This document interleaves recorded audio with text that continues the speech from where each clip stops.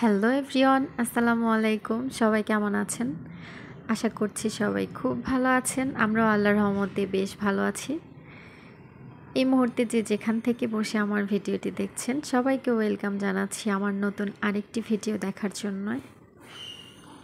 তো গ্রামের বাড়িতে করা বেশ অনেকগুলো ভিডিও আমার জমা ছিল। আমি একটা ভিডিওতে বলেছিলাম যে আমরা একদম ক্ষেত থেকে টাটকা শাক সবজি তুলে এনে তারপরে রান্না করে খেয়েছি, আর সেই ভিডিওগুলো আপনাদের সাথে শেয়ার করব।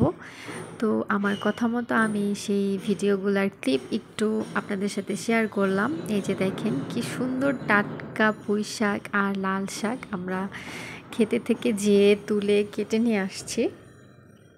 আর পুঁই শাক, লাল শাক আর এই যে ঢ্যাঁড়সও এনেছিলাম।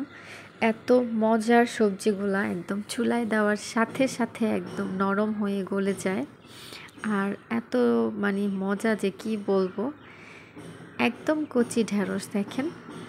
আর এখানে আনার সাথে সাথে আমরা কাটতে বসে গিয়েছি। আম্মু পুঁই শাক কাটতেছে, আমি ঢ্যাঁড়স কাটবো, আর শাকগুলাও, লাল শাকগুলাও ভাইয়ের বউ বেছে ফেলেছে।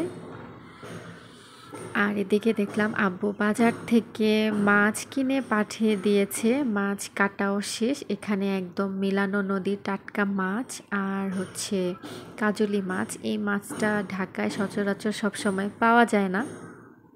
এই মাছটা নদীতে পাওয়া যায় আর খুবই মজার।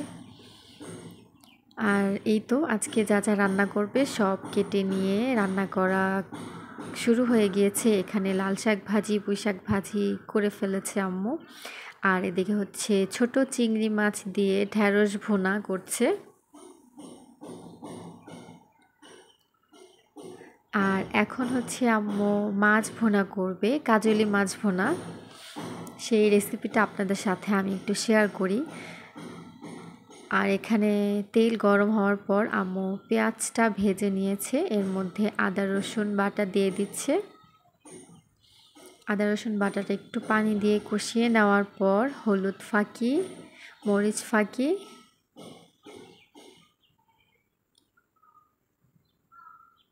আর হচ্ছে ধনিয়া জিরা বাটা দিয়ে একদম ভালো মতো কষিয়ে নিচ্ছে। আর দেখেন পরিবেশটা কি সুন্দর, তাই না? বাইরে এত সুন্দর একটা দৃশ্য, আর জানালার পাশে বসে রান্না করতে কি মজাই না লাগতেছে। আর স্বাদ মতো লবণ আর কাঁচামরিচ দিয়ে আম্মু পানি দিয়ে আরেকটু ভালো মতো কষিয়ে একদম ঝোলের জন্য পানি দিয়ে দিয়েছে একবারে। আর এখন হচ্ছে মাছগুলো সব দিয়ে দিল।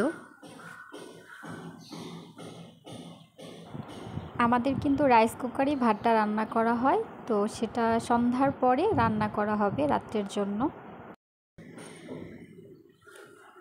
এখানে মাছটা রান্না প্রায় কমপ্লিট। আম্মু ধনিয়া পাতা দিয়ে তারপরে নামিয়ে ফেলবে।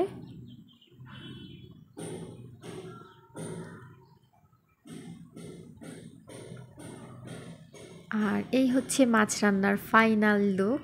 খেতে খুবই অসাধারণ হয়েছিল।